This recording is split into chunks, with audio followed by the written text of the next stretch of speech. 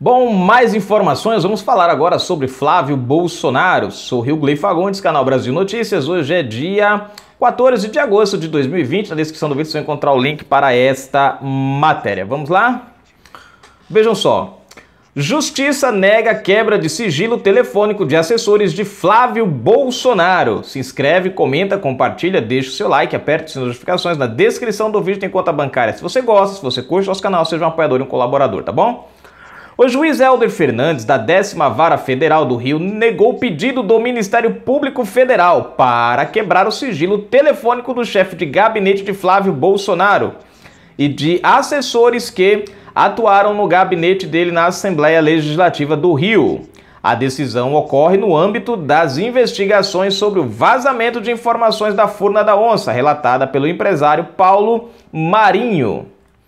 A operação contava com o relatório do Controle de Atividades Financeiras, COAF, que revelou 1,2 milhões de reais em transações atípicas de Fabrício Queiroz.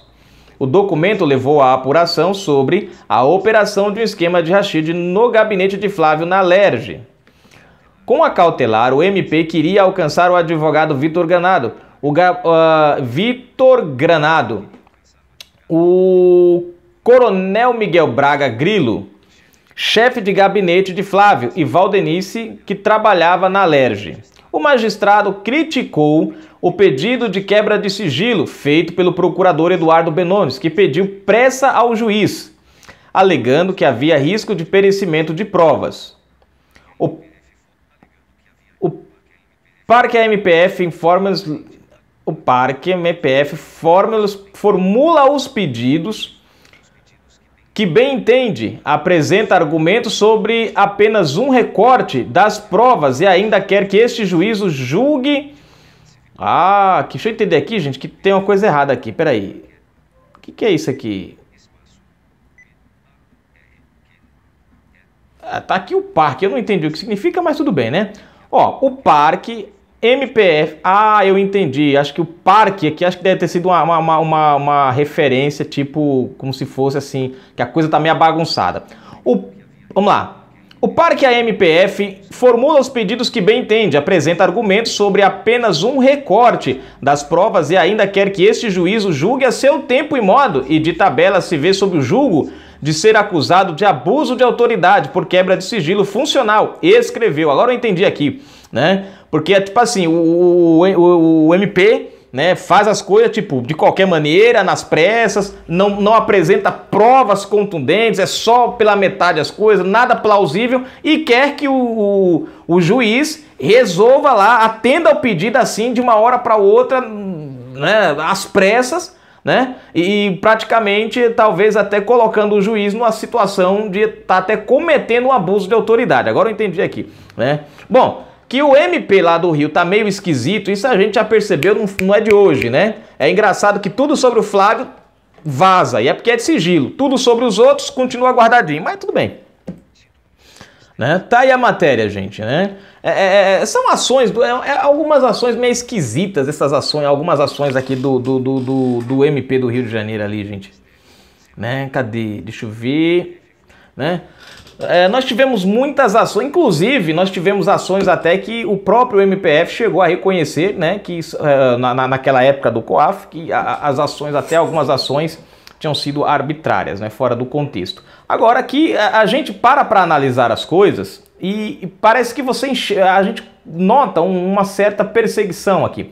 Não estou dizendo que o Flávio é inocente, mas eu estou dizendo que a proporcionalidade que o MPF desprende para correr atrás dessa questão do Flávio Bolsonaro por 1.200.000 reais, né, parece ser muito distante do empenho que eles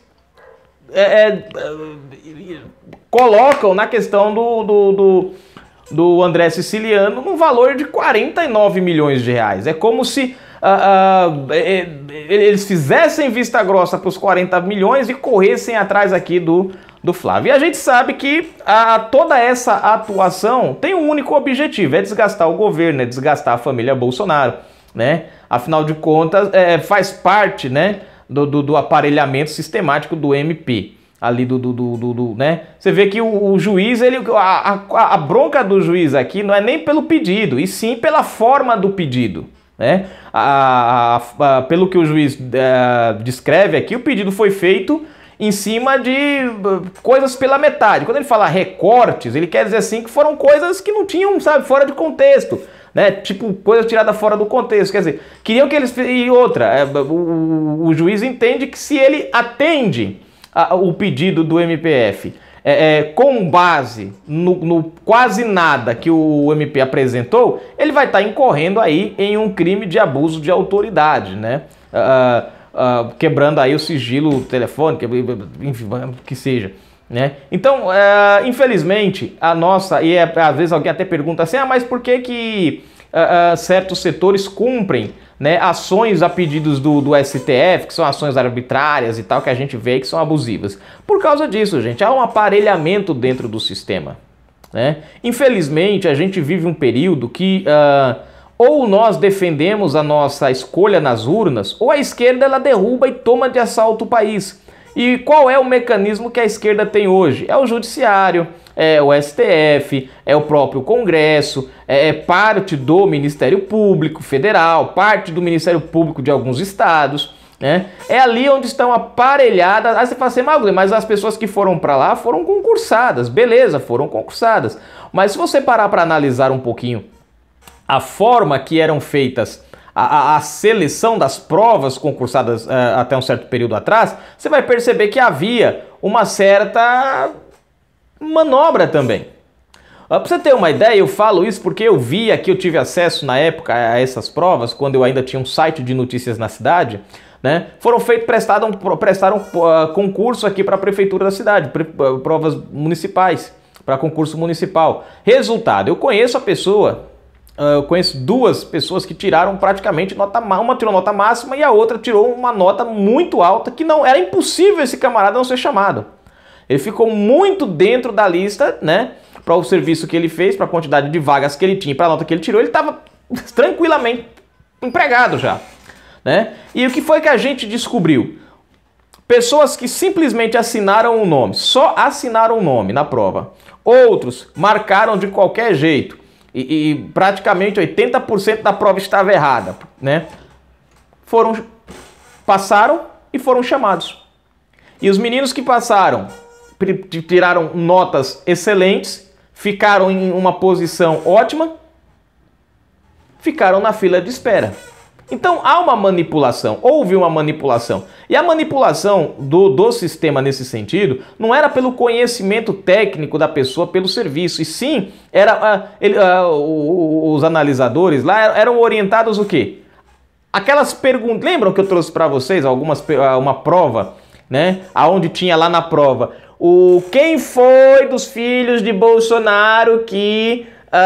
coisou o negócio lá como é que lá foi, gente? Da fita lá do prédio. Letra A, Eduardo Bolsonaro. Letra B, Flávio Bolsonaro. Letra C, Renan Bolsonaro. Letra D, Carlos...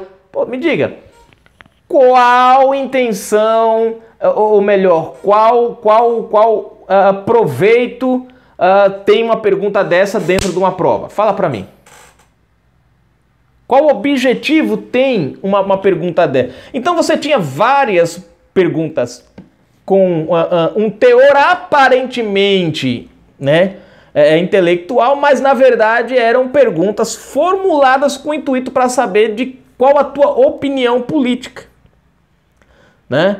Não tinha certo ou errado dentro da pergunta, né? Eram questões com múltiplas respostas certas, mas que ali definiria se você estaria eles iam avaliar, dependendo do que você responder, se você era um cara de direita ou um cara de esquerda. Se você era um cara de direita, passa para cá, põe ele na lista, põe ele no Ministério, passa aí para o Ministério Público, passa ele para o setor não sei da onde.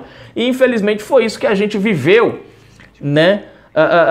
Dentro do cenário petista, né? O aparelhamento do sistema através desse esquema. Você pode prestar atenção, por que a Venezuela hoje, o Maduro, não é, a justiça não derruba o Maduro lá? Porque a justiça lá foi escolhida toda por ele, né? Toda por ele. né? Então, por isso que lá todo mundo da justiça está na palma da mão do cara, foi escolhida categoricamente, sistematicamente ali, né? E foi o que o PT tentou fazer aqui no Brasil. Por isso que a gente vê esses números de ações arbitrárias. É um bandido que é preso hoje, no mesmo dia é solto, né? É juiz que manda o cara ir para casa e ainda devolve a arma do cara, porque o trabalho do cara que é trabalhar na boca é um trabalho, na boca de fumo, é um trabalho perigoso e requer que ele tenha uma arma que foi riscada lá, mas ele tem que ter direito a usá-la.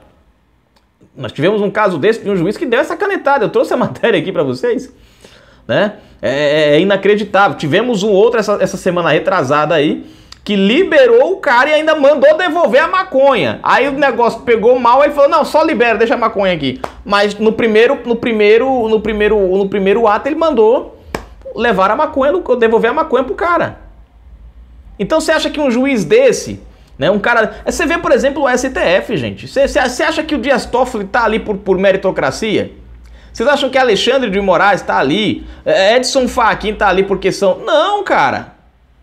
Foram colocados, tem um propósito nisso. Então você vê o Ministério Público do Rio de Janeiro atuando em cima da questão do Flávio Bolsonaro de um jeito desproporcional a quem cometeu um crime muito maior e com valor superior, mais de 40 vezes maior do que o do Flávio. Mas você só vê o... Então o juiz aqui, ele entendeu que o Ministério Público estava querendo uma coisa que né? E ainda pressionando, o juiz falou, peraí, vai, não, meu amigo, você me manda um negócio todo bagunçado, achando que a casa aqui é a casa da mãe Joana, e aí quer que eu faça um negócio, posso me prejudicar lá na frente? Não, vou negar, e acabou, neguei. Vocês estão entendendo? Agora, se tivesse caído na mão de um juiz, por acaso, de esquerda, provavelmente esse aqui tinha passado. Vocês estão entendendo mais ou menos como é que tá o negócio? Então é mais ou menos isso, gente. Tá aí, Canal Brasil Notícias, daqui a pouco a gente volta.